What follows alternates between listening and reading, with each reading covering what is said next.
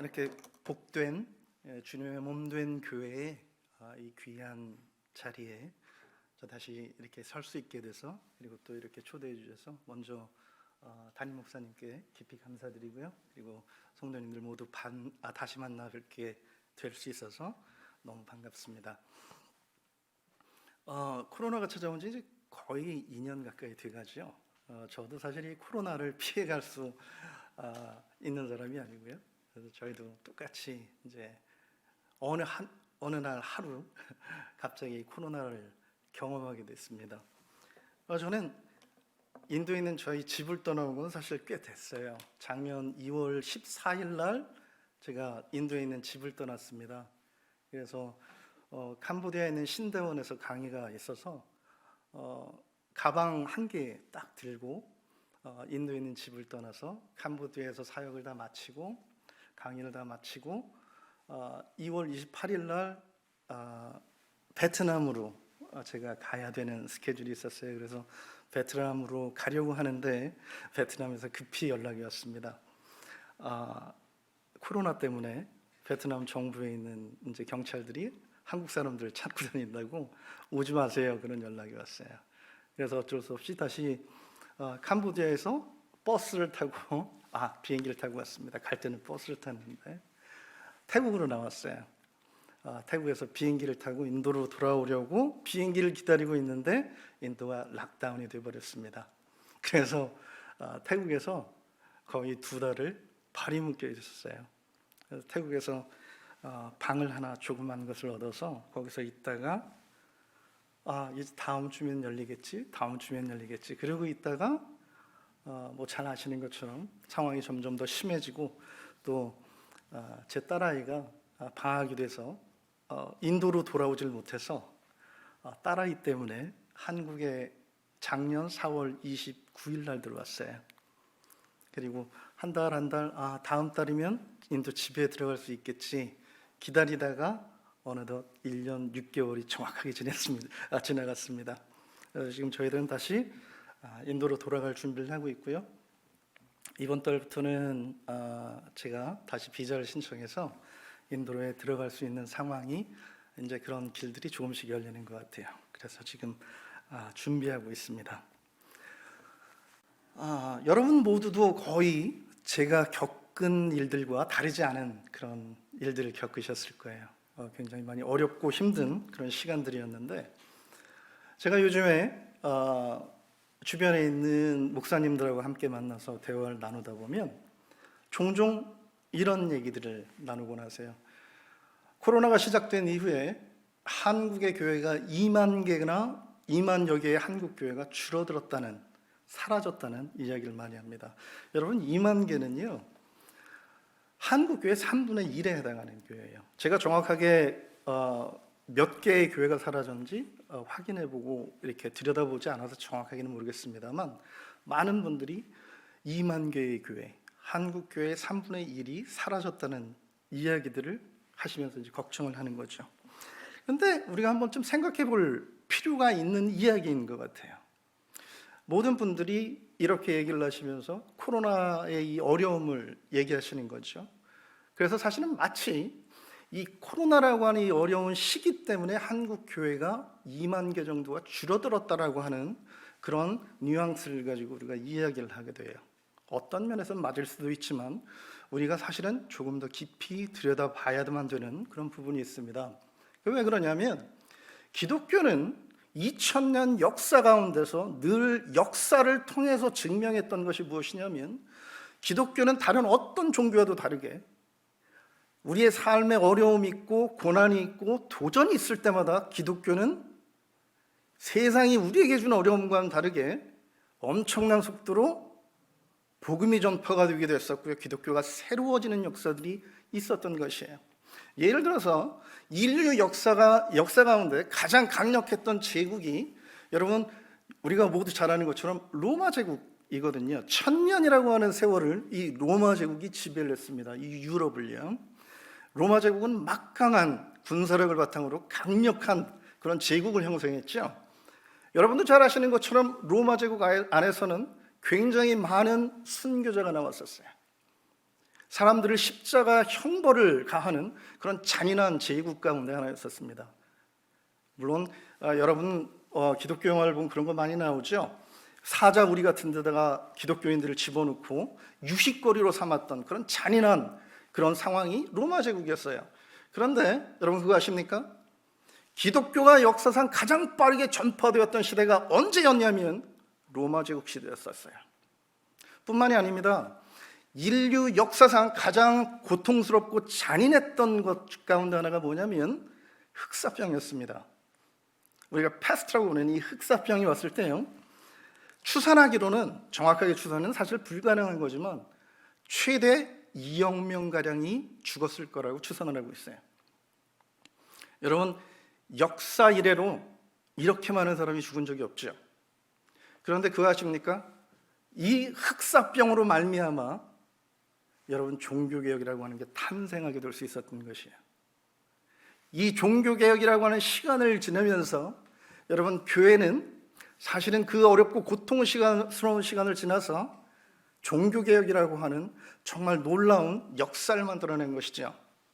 그러면 코로나라고 하는 것은 결코 로마 제국 시대에 기독교인들이 감당해야 됐던 그런 순교하는 삶이 순교자들이 눈앞에 그냥 보이는 그런 악한 시대도 아니라는 거예요. 아니라는 거예요. 흑사병처럼 그렇게 치사율이 높은 그런 질병도 아니었다는 것이에요. 로마 제국 시대에 살았던 것들이나 아니면 상황이나 아니면 흑사병과 비교해서도 사실 그렇게 대단한 것은 아니었는데 어떻게 한국 교회, 세계에 유례가 없을 만큼 빠른 속도, 엄청난 부흥을 이루었던 한국 교회가 3분의 2일이나 사라지는 이런 결과를 만들었을까? 우리가 이것을 깊이 들여다보면요, 이것은 분명 우리가 겪은 이 고통스러운 시간들, 코로나 때문만은 아닌 것이 분명한 것 같습니다. 그래서 오늘 이 말씀을 통해서 과연 우리의 신앙에 어떤 문제가 있는지, 여러분 코로나 때문에 한국교회가 이렇게 줄어들고 한국교회가 무너져 내린 것이 아니라면 그 이유는 단 하나밖에 없죠. 문제는 우리의 신앙 안에 있다라고 하는 것이에요. 그래서 오늘 이 말씀 가운데서 과연 우리는 지금 어디쯤에 있는지, 그리고 우리가 가진 이 하나님 앞에서 서 있는 이 신앙은 어떤 모습을 가지고 있는지 우리가 말씀을 통해서 다시 들여다봤으면 좋겠습니다. 제가 많은 곳에서 말씀을 전하기도 하고요, 성경 공부를 하기도 합니다. 여러 나라에서 그런 사역들을 감당하고 있는데 거의 모든 곳에서 사실은 제가 받는 질문 중에 하나가 있어요. 오늘 본문에 나오는 말씀입니다. 여러분, 오늘 본문의 말씀은요, 우리가 잘 아는 것처럼 가인과 아벨의 제사 이야기예요. 자, 이거는 지금 본문은 창세기 4장이죠. 창세기 3장에 기록되어 있는 이야기들은 무엇입니까? 아담과 하와가 에덴 동산에서 있었던 얘기들이죠. 그리고 범죄를 하게 되고 신랑원을 하는 이야기가 3장에 기록되어 있습니다. 4장은 이제 인간으로서 여러분과 저와 동일한, 하나도 다르지 않는 그런 육신이 되어버린 아담과 하와의 이야기, 그리고 그들의 자녀들의 이야기가 처음 등장하는 그런 장면들이에요. 여기에서 아담과 하와가 이제는 에덴에서 쫓겨나서 이제는 땅을 갈고 농사를 짓고 이렇게 해서 먹고 살아야만 되는, 이마에 땀을 흘려야만 먹고 살 수 있는 환경이 되어버린 것이죠. 그리고 이제 자녀를 낳았습니다. 그래서 그 자녀들이 가인과 아벨이 이제 하나님 앞에 제사를 하는 것이에요. 그런데 재미있게도 흥미롭게도 이 성경 본문에서 가인의 제사와 아벨의 제사가 나옵니다. 그런데 아벨의 제사는 하나님께서 받으셨는데 가인의 제사를 받지 않으셨어요. 그래서 굉장히 많은 경우에 제가 종종 받는 질문 중에 하나가 그거예요. 선교사님, 왜 하나님께서는 가인의 제사는 받지 않으셨을까요? 왜 아벨의 제사는 받으시고 제물은 받으시고 가인의 제물은 받지 않으셨을까요? 여러분, 이 질문은 굉장히 중요한 질문입니다. 왜냐하면 만약에 하나님께서 이 본문에선 하나님께서 왜 아벨의 제사는 받으시고 가인의 제물은 받지 않으셨냐는 뚜렷한 이유가 기록되어 있지 않아요. 그래서 우리가 만약에 하나님께서 아벨의 제물만 받으시고 가인의 제물은 아무 이유 없이 받지 않으셨다라고 우리가 믿게 된다면 그것은 우리의 믿음에 굉장히 치명적인 결과를 가지고 오게 됩니다. 왜냐하면 하나님께서는 제물을 선택적으로 받으신 하나님이라고 하는 의미가 되어버리는 것이거든요. 그래서 오늘 이 말씀 가운데서 우리가 깊이 한번 들여다봐야 되는 것은 뭐냐면은 하나님께서 과연 받지 않으신 것은 무엇인가? 하나님께서 과연 받으신 것은 무엇인가? 그리고 하나님께서 받으셨다면 왜 받으셨고 하나님께서 받지 않으셨다면 왜 그리고 무엇을 받지 않으셨는가라고 하는 것이에요. 자, 성경에서는요, 성경은 글로 쓰여 있지요. 우리가요, 성경이 만약에 하나님의 목소리로 기록되어 있는 녹음기와 같다면 하나님께서 얘들아 이건 중요한 거야 라고 하나님께서 생각하시는 것이 있다면 의미를 전달하기가 훨씬 쉬우셨을 거예요. 왜냐하면 중요한 거면 우리는 어떻습니까? 목소리도 커지고 그리고 강조할 수 있죠. 우리들 목소리로. 그런데 글은 그렇지가 않습니다. 그렇죠? 우리가 목소리를 크게 하는 것처럼 글을 이거는 중요한 거야 라고 하는 의미를 단어에 집어넣어서 기록할 방법이 없거든요. 그래서 성경에서는 하나님 보시기에 중요한 부분이라든가 이것은 우리가 꼭 반드시 깊이 이해하고 넘어가야 되는 부분들은 하나님께서 강조하는 방법을 고안해내셨어요. 그것 중에 하나가 뭐냐면 반복해서 표현하는 것입니다. 그러면 이 본문 말씀에서 오늘 과연 어떤 단어들이 반복되어 있는가 우리가 한번 살펴봤으면 좋겠어요. 1절에서 7절 이 말씀을 살펴보면은요, 반복되어 있는 게 단어들이 아벨이라든가 가인이라든가 제사라든가 이런 단어들이 반복되어져서 표현되고 있습니다. 그러면 이 본문 말씀에서 단어가 아니라 문장으로 반복되어 있는 것은 어떤 것이 있을까요? 흥미롭게도요, 이 1장부터 7절, 이 7절의 말씀 안에서 성경은 반복되어지는 문장들을 우리에게 전해주고 있어요. 그게 뭐냐면 4절을 보시면 성경은 이렇게 말씀하고 계십니다. 아벨과 그의 제물은 받으셨으나 5절에서는 이렇게 기록하고 있어요. 가인과 그의 제물은 받지 않으셨다. 여러분, 우리들이 보통 질문을 할 때 어떻게 질문한다고요? 그리고 많은 분들이 저한테 질문할 때 어떤 질문을 했다고요? 왜 하나님께서는 아벨의 제물은 받으시고 가인의 제물은 받지 않으셨습니까? 라는 것이 보통 우리들의 질문이었습니다. 그런데 성경은 뭐라고 기록되어 있습니까? 아벨과 그의 제물은 받으셨으나 가인과 그의 제물은 받지 않으셨다라고 말씀하고 계신 것이에요. 여기에서 이게 무슨 의미인지 여러분이 분명하게 이해를 하셔야 됩니다. 받지 않으신 것은 가인의 제물을 받지 않으신 게 아니에요. 받지 않으신 거는 가인과 가인의 제물 둘 다 받지를 않으셨다라고 하는 의미입니다. 여러분, 이게 왜 중요한지 아십니까? 가인이 가지고 온 제물, 그래서 우리는 사실 이 가인이 가지고 온 제물을 받지 않으셨다고 생각하기 때문에 우리는 종종 이렇게 생각하는 것이죠. 그 이유는 아마도 가인이 땅의 소산을 가지고 왔고 아벨은 양을 치는데 양의 첫 새끼를 갖고 오고 기름을 가지고 오셨으니까 거기에서 문제가 있었을 거다라고 우리는 생각하는 것이에요. 그래서 우리는 흔히, 저는 그렇게 성경 공부에서 그렇게 가르치는 분들 꽤 많이 만났거든요. 하나님께서 이렇게 하신 이유, 아벨의 제물은 받고 가인의 제물을 받지 않으신 이유는 성경을 잘 들여다봐. 레위기에도 그렇고 계속 나오는 게 뭐야? 하나님께서는 제사를 드릴 때 짐승을 잡아서 바치라고 말씀하셨다는 거예요. 그래서 오늘 이 본문 말씀에서 볼 수 있는 거는 아벨은 제대로 된 제사를 드렸고 가인은 제대로 된 제사를 드리지 않았다라고 하는 그런 얘기로 우리가 보통 결론을 가지고 옵니다. 그런데 본문에서는 그렇게 말씀하고 계시지 않는 거예요. 하나님께서 받지 않으신 것은, 받으신 것은 먼저 아벨과 아벨의 제물을 받으신 것이고, 받지 않으신 것은 가인과 가인의 제물을 받지 않으셨다라고 하는 거예요. 여러분, 이것이 왜 중요한 자십니까? 우리는요, 우리가 신앙인의 이름으로 살면서, 하나님의 백성이라고 이름으로 그런 타이틀을 가지고 살면서 우리가 가지고 있는 치명적인 문제 가운데 하나는 뭐냐면요, 우리는 하나님의 나라를 이야기하고, 하나님께서 영원한, 하나님의 나라는 영원한 것이죠. 그 영원한이라고 하는 시간에 구애되지 않는 그 초월적인 나라를 이해하면서도 우리는 하나님에 관한 모든 것을, 더군다나 하나님과의 관계조차도 우리는 눈에 보이는 것으로 규정하고 있기 때문에 그래요. 그래서 우리는 어떤 일들이 있습니까?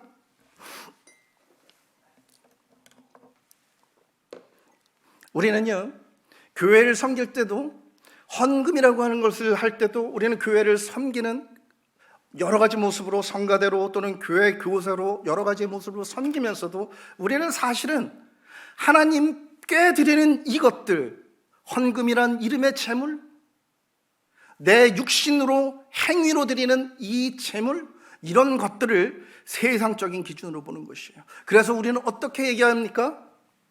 우리가 너무나 많은 경우에 우리는 그런 얘기를 하는 것이죠. 하나님 앞에 드리는 것인데, 그죠? 우리는 하나님 앞에 드리는 것인데 헌금도 드려야 되고, 특히 교회를 건축할 때는 건축 헌금도 해야 되고, 교회를 주일이면은 교회 교사로 아니면 여러 가지 모습으로 섬기는 거에 대해서 굉장히 많이 이야기를 합니다. 그런데 우리들이 그 가운데서 가지고 있는 생각은 무엇입니까? 이것이 이렇게 해야 하나님께서 받으실 것이라고 하는 것이에요. 그래서 우리가 가지고 있는 근본적인 생각은 무엇입니까?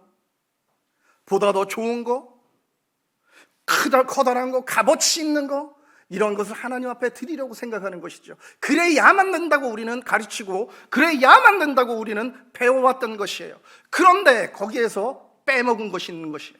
우리가 그런 재물을 가지고 오면 하나님께서는 그런 재물을 받는다고 우리는 믿는 것이죠.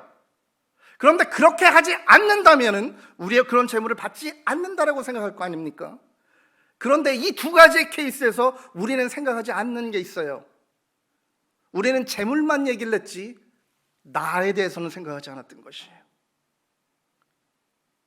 우리는 하나님 앞에 드리기, 하나님 보시기에 보다 더 좋은 거, 값어치 있는 것들, 이런 것을 드리려는 노력은 했을지라도 이것이, 이 재물이 하나님께서 안 받으실 때는 이 재물만 안 받으신다는 생각을 했지, 하나님께서 만약에 이 재물을 받지 않으신다면 그 경우에는 재물만 받지 않으신 것이 아니라 나의 삶 역시 받지 않으신다는 것을 우리는 생각지 않았던 것이에요. 여러분, 가인의 재물만 안 받으신 게 아니에요. 가인도 받지 않으시고 가인의 재물도 받지 않았던 것이에요. 여러분, 오늘 이 시간 예배로 이 자리에 오셨죠. 예배, 우리가 하나님 앞에 드릴 수 있는 가장 소중한, 가장 가치 있는 재물입니다. 그러면 여러분들은 이 예배라는 재물을 어떤 모습으로 가지고 오셨습니까?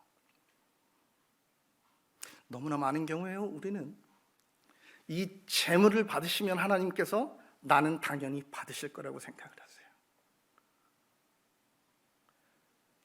잠에서 깨어나셔야 됩니다.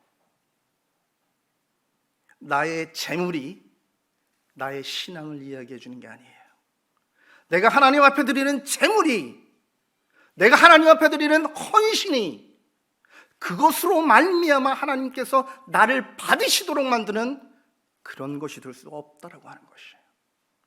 하나님께서 만약에 가인의 재물을 받지 않으셨다면 그것은 왜 그렇다고요? 재물에 문제가 있는 것이 아니라는 얘기예요.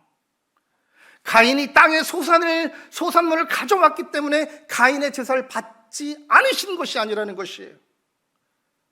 가인의 제사를 받지 않으신 이유는 하나님께서 가인을 받지 않으셨기 때문에 그의 재물을 받지 않으셨던 것이에요.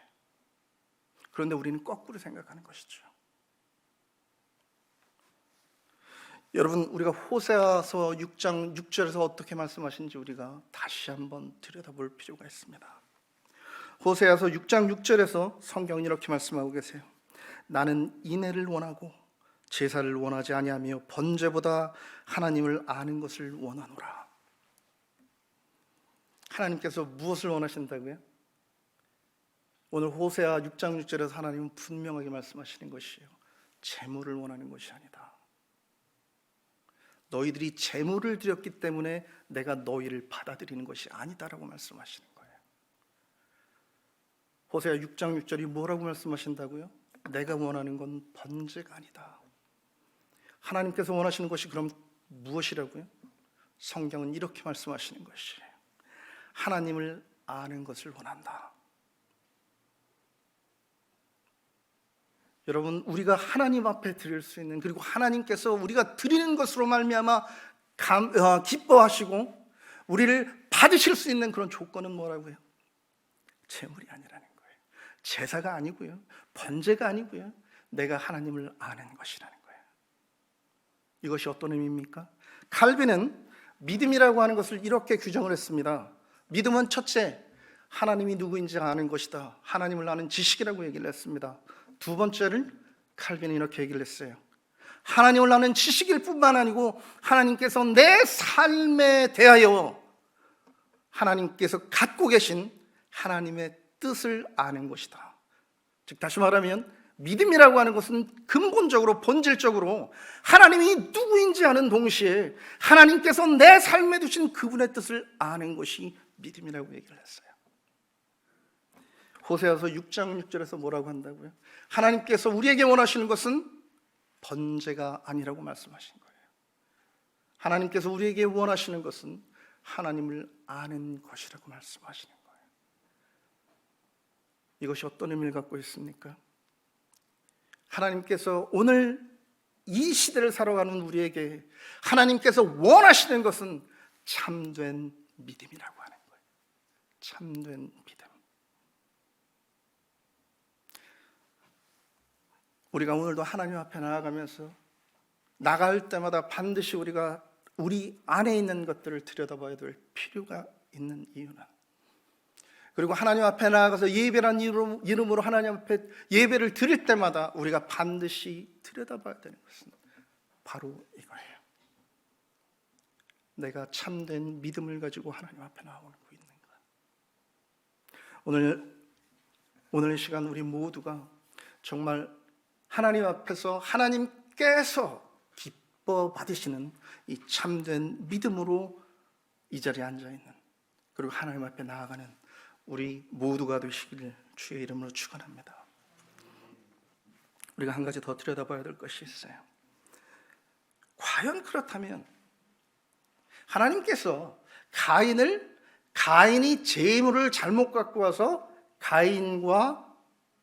가인의 재물을 받지 않으신 것이라면, 과연 그렇다면 재물이라고 하는 어떤 것인 것인가? 즉 다시 말하면 우리가 하나님 앞에 드리는 것들, 이것의 의미는 무엇인가? 우리는 이 안에서 어떤 것을 들여다봐야 되는가? 우리는 이것을 분명히 이해할 필요가 있겠죠. 그래서 오늘 본문 말씀은 창세기 4장의 말씀이지만, 오늘 우리가 이 부분을 알기 위해, 정확히 이해하기 위해서는 레위기 1장을 들여다보는 것이 필요할 것 같습니다. 1장을 보면은요, 번제라고 하는 제목으로 레위기 1장에 기록되어 있습니다. 17절밖에 되지 않는 짧은 분량의 성경이에요. 그런데 이 레위기 1장 번제를 설명하시면서 이 짧은 17절 안에서 성경은 세 가지의 다른 제물에 대해서 말씀을 하고 계십니다. 3절에 보면은요, 1장 3절에 보면 이렇게 표현되어 있어요. 그 제물이 소의 번제이면, 즉 3절부터 성경이 우리에게 알려주시는 것은 소를 번제물로 가지고 왔을 때 우리가 해야 되는 것들을 기록하고 있습니다. 그리고 10절에 보면 이렇게 되어 있습니다. 만일 그 예물이 가축대의 양이나 염소의 번제이면, 자 10절부터는 소가 아니라 양이나 염소를 가지고 왔을 때 제사를 드려야 되는 방법에 대해서 말씀하고 계세요. 그리고 그 밑에 부분에 14절을 보면 이렇게 말씀하고 계십니다. 만일 여호와께 드리는 예물이 새의 번제이면 산비둘기나 집비둘기 새끼로 예물을 드릴 것이며, 즉 다시 말하면 14절부터는 이 집비둘기나 산비둘기 이것을 가지고 와서 제물을 드릴 때에 해야 되는 일들이 기록되어 있습니다. 그렇다면 왜 하나님께서는 소의 경우, 양의 경우, 양이나 염소의 경우, 그리고 이 비둘기의 경우를 말씀하셨을까요? 여러분, 소와 양과 비둘기의 차는 뭐죠? 값어치의 차이죠. 즉 다시 말하면 그 당시에도 재물이 있고 넉넉했던 사람은 하나님 앞에 번제를 드릴 때 소를 가지고 올 수 있는 사람은 소를 가지고 오라는 얘기예요. 그래서 번제를 드릴 수 있다는 얘기입니다. 그렇지 못한 사람은 양을 가지고 와서 제사를 드릴 수 있는 것이에요. 그것도 되지 않는 가난한 사람들이라면 하나님을 만날 때 어떻게 해야 된다고요? 비둘기를 가져오면 된다는 얘기를 해요. 그래서 자기가 가지고 있는 능력에 따라서, 재물에 따라서 이렇게 세 가지의 다른 케이스들을 설명해 주고 계신 것이에요. 그런데 아주 흥미로운 말씀이 그 밑에 더 기록되어 있습니다. 말씀 9절에 읽어보면, 1장 9절에 보면 소를 번제물로 드릴 때의 경우입니다. 9절에는 이렇게 되어 있어요. 이는 화제라, 여호와께 향기로운 냄새니라 라고 말씀드리고 있어요. 그리고 그 10절부터 나오는 건 뭐라고요? 양을 제물로 드릴 때 얘기예요. 여기에 대해서는 13절에 이렇게 얘기하고 있습니다. 이는 화제라, 여호와께 향기로운 냄새니라. 한 글자도 다르지 않고 정확하게 똑같이 말씀하고 계십니다. 세 번째, 이제는 비둘기의 경우입니다. 비둘기의 경우에는 이 1장 17절에서 이렇게 말씀하고 계세요. 이는 화제라, 여호와께 향기로운 냄새니라. 여러분, 레위기 1장 이 말씀에서 성경이 우리에게 말씀하고 계시는 건 뭡니까? 우리는 보통 하나님 앞에 드리는 제물을 볼 때 어떤 것을 봅니까? 소냐, 양이냐, 비둘기냐, 이런 것을 본다는 것이에요. 그런데 이 모든 케이스에 동일하게 성경은 이렇게 말씀하고 계시는 거예요. 서로 번제를 드릴 때도 하나님께서 하란 대로 이렇게 하면 그것이 하나님 앞에 향기로운 냄새니라 라고 말씀하세요. 양을 제물로 드려도 비록 소처럼 좋은 것이 아닐지라도, 내가 돈이 없어서 소를 살 재정 능력이 안 돼서 비록 양을 가지고 왔다 할지라도 하나님께서 뭐라고 말씀하십니까? 정확하게 이는 여호와께서 기뻐하신, 이는 화제라, 여호와께 향기로운 냄새니라. 소와 전혀 다를 게 없는 것이에요. 비둘기를 가지고 왔을 때도 그 값싼 비둘기, 그렇죠? 아무리 돈이 없어도요, 비둘기는 가지고 올 수 있잖아요. 왜? 집에 비둘기를 안 키우면 산비둘기를 잡아오면 돼요. 산비둘기 한 쌍을 가지고 오든지. 예전에는 예수님께서 태어나시고 할례를 할 때, 그죠? 그 의식을 하기 위해서 성전을 방문했을 때 이 사람들이 그 당시에 어떻게 했다고요? 규례를 보면, 누가복음 2장을 읽어보면 아주 정확하게 표현되어 있습니다. 산비둘기 한 쌍이나 집비둘기 2마리. 여러분, 집비둘기, 내가 집에서 비둘기를 키울 정도의 재정 능력이 없다고 할지라도 문제 없어요. 내가 하나님을 정말 보고 싶으면, 하나님을 만나기 원한다면, 그리고 하나님 앞에 나의 것을 드리기 원한다면 밖에 나가서 잡으면 되는 거예요. 그러면 그 결과가 어떻다고요? 이는 화제라, 여호와께 향기로운 냄새니라. 소를 번제물로 드렸어도 동일하대요. 양을 번제물로 드렸어도 동일합니다. 새를 번제물로 드려도 그 값없는, 정말 싸구려에 지나지 않는 그 비둘기를 드렸어도 하나님 뭐라고 그러신다고요? 여호와께 향기로운 냄새니라. 이 레위기 1장 말씀이 우리에게 분명히 말씀해 주고 계신 것은 이것이에요. 여러분, 우리가 하나님 앞에 드리는 제물에 비싸고 싼 것의 정도 차이가 중요한 게 아니라는 거죠. 하나님 앞에 드리는 것이 얼마나 값진 것이고, 얼마나 값어치 있는 것이고, 얼마나 귀한 것이고, 이거에 따라서 하나님이 받는 것이 아니라고 하는 것이에요. 아무 값어치가 없는 비둘기라 할지라도 우리가 하나님 앞에 그것을 드리게 되면, 레위기는 뭐라고 말씀하신다고요? 여호와께 향기로운 냄새가 될 수 있다라고 말하는 거예요. 그런데 우리는 어떻게 생활하고 있습니까? 우리는 하나님을 어떻게 바라보고 있습니까? 우리가 하나님 앞에 나아갈 때 어떤 것들을 우리가 들여다보고 있습니까? 어떤 재물을 가지고 나오기 위해서 우리는 노력하고 있습니까? 여러분, 이 말씀 가운데서 우리가 들여다봐야 될 것은 바로 이것이에요. 만약에 소나 양이나 아니면 비둘기가, 즉 다시 말하면 우리가 하나님 앞에 드리는 이 재물의 값어치에 따라서 하나님을 기쁘시게도 하고 하나님을 서운하게도 하는 것이 만약에 아니라면 과연 무엇이 우리가 가지고 온 재물을 하나님 앞에 기뻐하는, 하나님께서 기뻐하시는 여호와께 향기로운 냄새가 될 수 있게 만들 수 있는가? 우리는 그것을 알아야 되는 것이죠. 레위기 1장을 잘 들여다보면요, 성경은 이 부분에 대해서 정확히 말씀해 주고 계십니다. 여러분, 레위기 1장의 번제를 통해서 우리가 알 수 있는 것은요, 재물의 종류, 재물의 값어치가 하나님을 기쁘시게 할 수 없다는 거예요. 제가 말씀드린 것처럼.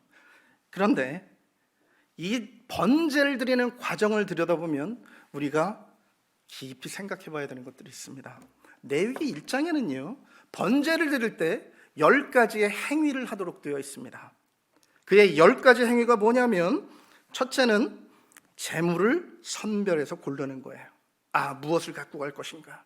그것이 소든 뭐든 양이든 아니면 비둘기든 그 값어치에 따라서 있는 것이 아니고요, 어떤 거를 하나님 앞에 점없고 흠없는 것을 갖다 드릴까? 그것을 고민하고 선별하는 과정이 첫 번째입니다. 두 번째는 뭐냐면 번제물의 머리에 안수를 해야 돼요. 그래서 성경은 분명히 레위기 때부터 말씀하고 계시는 것이죠. 하나님 앞에서 하나님을 만나려고 하는 사람은 무엇이 선행되어야 된다고요? 거룩함이라고 하는 거예요. 세 번째 행위가 뭔지 아십니까? 재물을 죽이는 거예요. 네 번째 행위는 재물의 피를 회막문 사방에다 뿌리는 겁니다. 그 다음에는 재물의 가죽을 벗기는 것이에요. 여러분, 제가 인도에 살면서 제가 참 인도뿐만 아니라 굉장히 많은 나라를 가봤거든요. 그래서 사막에도 가보고 그랬습니다. 제가 사막에 갔을 때는 저녁 식사로 양을 그 자리에서 잡아서 살아있는 양을 요리를 하는 것을 제가 많이 봤어요. 여러분, 양 가죽 벗기는 게 얼마나 힘든지 아십니까? 그것뿐만이 아닙니다. 가죽을 벗길 뿐만이 아니고요, 재물을 각을 뜬다라고 얘기하는 거예요. 각은 마치 깍두기처럼, 깍두기 그 사이즈처럼 살을요 뼈에서 다 발라내는 것을 얘기해요. 쉬운 일이 아니죠. 그 다음에 또 어떤 일이 있냐면, 일곱 번째는 제단 위에 불을 붙이고 나무를 정렬해 놓는 겁니다. 그리고 여덟 번째는 각든 재물과 머리와 기름을 그 나무 위에 올려놓습니다. 이제 태워야 되는 거죠. 그 다음에 아홉 번째 일은요, 재물의 내장과 정갱이를 물로 씻는 거예요, 깨끗하게. 그리고 마지막 열 번째 행위가 뭐냐면, 그 모든 것을 제단 위에 있는 그 나무 위에서 하나님 앞에 태워드리는 것이에요. 그렇게 됐을 때 이것이 뭐라고요? 이는 화제라, 여호와께 향기로운 냄새니라 라고 말하는 거예요. 그런데요, 문제는 어디 있냐면, 우리는 이 10가지 행위들을 바라볼 때 어떻게 생각하는지 아십니까? 번제를 드려? 그럼 이스라엘 백성들은 이 재물을 갖고 와서 그냥 제사장에게 줬겠지라고 생각을 해요. 그래서 이 10가지 행위를, 이 제사를 드리는 사람은 재물을 골라서 그냥 갖고 오는 일만 하고, 나머지 이 모든 일들, 엄청나게 힘들고 고된 이 모든 일들을 제사장이 할 거라고 우리는 생각하고 있습니다. 그런데 성경을 잘 읽어보세요. 이 10가지의 일들 가운데 6가지, 껍질을 벗기고 각을 뜨고 정갱이를 씻고 하는 이 고된 노동은 누가 하게 되는 줄 아십니까? 제사를 드리려 하는 사람, 제물을 가지고 와서 하나님 앞에 제사를 드리기 원하는 사람, 바로 여러분과 내가 이 6가지 일들을 하게끔 되어 있어요. 이 10가지 일 가운데 제사장은 어떤 일을 하는 줄 아십니까? 제물의 피를 회막문 앞 사방에 뿌리는 거예요. 피를 그냥 가지고 와서, 피는 누가 받아요? 죽이면 제물을 죽이는 건 누가 한다고요? 예배 드리는 사람이 이 제물을 죽이는 거예요. 그럼 피 받아와서 그냥 뿌리는 거예요. 굉장히 쉬운 일이죠. 3살 먹은 어린아이도 할 수 있는 일입니다. 그리고 두 번째, 이 제사장들이 하는 일이 뭔지 아십니까? 제단 위에 불을 붙이는 거예요. 너무너무 쉽습니다. 왜? 이 성전 안에는요, 뭐가 있습니까? 불이 있어요. 24시간 이 불을 끄면 안 되게 되어 있죠. 불 붙이는 거 너무너무 쉬운 거예요. 그리고 이 제단 위에다 뭘 해요? 나무를 그냥 갖다 놓기만 하면 됩니다. 그리고 마지막에 하는 것이 뭐죠? 예배 드리는 사람이 짐승을 잡고 껍질을 벗기고 들어온 것들 내장을 다 씻고 이렇게 하면 그것을 그냥 가지고 와서 제단 위에다만 올려놓으면 되는 것이에요. 여러분, 이 레위기 1장이 말해주고 있는 것이 무엇인지 아십니까? 이것이 예배라는 것이에요. 여러분, 예배 나오셨죠? 이 자리가 예배의 자리죠. 여러분들이 해야 되는 일들이, 그리고 이 예배에서 맡은 일들이 무엇이라고 생각하십니까? 교회까지 찾아오셔서 자리에 앉고, 그리고 앞에서 찬양 인도하면 찬양 따라 부르고, 앞에서 설교하면 이 설교를 그냥 듣고, 이것이 여러분들의 역할이 아니라고 하는 것이에요. 이것이 여러분들의 예배라면 이 번제 안에 들어가 있던 이 모든 어렵고 힘들었던 일들, 이것을 하는 것이 예배라고 말하는 것이에요. 그리고 이것이 여러분들이 가지고 온 것, 소를 가지고 왔던, 양을 가지고 왔던, 아니면 비둘기를 가지고 왔던, 그것과는 상관없이, 내가 가지고 온 재물과는 상관없이 나의 예배를 하나님께서 기뻐 받으시는 향기로운 냄새로 만드는 것이에요. 여러분, 한국 교회가, 여러분, 우리가 가지고 있는 이 끔찍한 질병이 뭔지 아십니까? 세상은 이렇게 얘기를 하죠. 돈이면 안 되는 것이 없다라고 얘기를 합니다. 그렇죠? 그래서 정치인들도 수십억, 우리가 생각할 수 없는 돈을 가지고 장난질을 치는 거죠. 부끄러운 것도 알지 못합니다. 일반적인 사람, 정말 어린아이들도 알 만큼 이건 부끄러운 일이야 라고 하는 것들 다 알만한 나이고, 그렇게 교육을 받은 사람들도요, 부끄러움을 몰라요. 돈 앞에서는. 왜? 돈이면 모든 것이 다 가능하다고 생각하기 때문에 그렇습니다. 그래서 물질 만능주의라고 얘기를 하죠. 여러분, 한국 교회가 가지고 있는, 그리고 더 나아가서 현대 교회가 가지고 있는 질병이 뭔지 아십니까? 세상에서나 이야기 되어야 맞는 이 물질 만물주의 같은 이런 사상이 교회 안에도 들어와 있다는 것이에요. 그래서 우리가 하나님을 바라보는 시각 안에서도, 우리가 하나님께 드리는 예물 안에서도, 재물 안에서도, 헌금 안에서도, 그리고 우리들의 헌신 안에서도 세상과 동일한 잣대를 가지고 이렇게 해야 값진 것이다, 그것의 경중을 가리는 것이에요.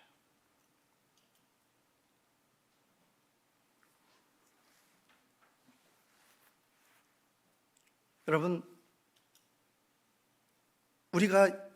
제가 초반에도 말씀드렸던 것처럼요, 기독교 역사에서 우리가 들여다볼 수 있는 것은 아주 분명합니다. 어려움 안에서, 고난 가운데, 고통 가운데 하나님의 말씀은 더욱더 밝게 빛났어요. 세상이 어두워지면 어두워질수록 신앙은 더 빛을 발해야 되는 것이 정상입니다.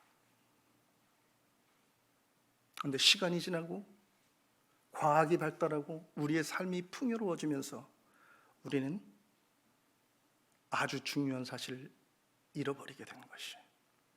하나님께서 무엇을 귀하게 여기시는지, 하나님 아는 것을 기뻐하시는 그 하나님. 그런데 우리는 그 하나님 기뻐하시는 믿음조차도 돈으로, 권력으로 저울질하려고 하고요, 우리가 하나님 앞에 나갈 때도 우리는 하나님 앞, 우리가 세상에서 얘기하는 것처럼 딜을 하려고 하는 거죠. 오늘 이 시간에 우리가 다시 한번 말씀으로 돌아갔으면 좋겠습니다. 우리가 다시 한번 하나님 앞에 서서 과연 하나님께서 내 삶 안에서 찾으시는 것은 무엇인가 들여다봤으면 좋겠어요. 하나님께서 원하시는 것이 재물이 아닙니다. 만약에 그랬다면 복음은 복음 될 수 없죠. 아무것도 가지지 않은 사람조차도 하나님 앞에 나아갈 수 있고, 하나님께서 아무것도 가지지 않은 그 가난한 사람의 예배도 향기로운 냄새로 받아주시는 하나님, 그렇기 때문에 복음이 되는 것이에요. 오늘 말씀을 로마서 12장 1절의 말씀으로 마쳤으면 좋겠습니다. 로마서 12장 1절의 말씀에서 이렇게 얘기하고 계세요. 그러므로 형제들아, 내가 하나님의 모든 자비하심으로 너희를 권하노니 너희 몸을 하나님이 기뻐하시는 거룩한 산 제물로 드리라. 이는 너희가 드릴 영적 예배니라. 하나님의 모든 자비하심으로 너희를 권하노니 너희 몸을 하나님이 기뻐하시는 거룩한 산 제물로 드리라. 이는 너희가 드릴 영적 예배니라. 여러분, 오늘 본문의 말씀을 읽으면서 우리가 심각하게 이 말씀을 받아들여야 되는 이유는, 제가 이미 말씀드린 것처럼요, 하나님께서 만약에 우리의 예배를 받으시지 않는다라고 하면, 어떤 경우에서든지 하나님께서 우리의 예배를 받지 않으신다면 그 의미는요, 우리가 드리는 제물만, 예배만 받지 않으신다는 게 아니에요. 하나님께서 우리의 예배를 받지 않으신다라고 하는 그 표현은 마치 가인처럼 우리가 드리는 제물, 이 둘 다 받지 않으신다는 의미입니다.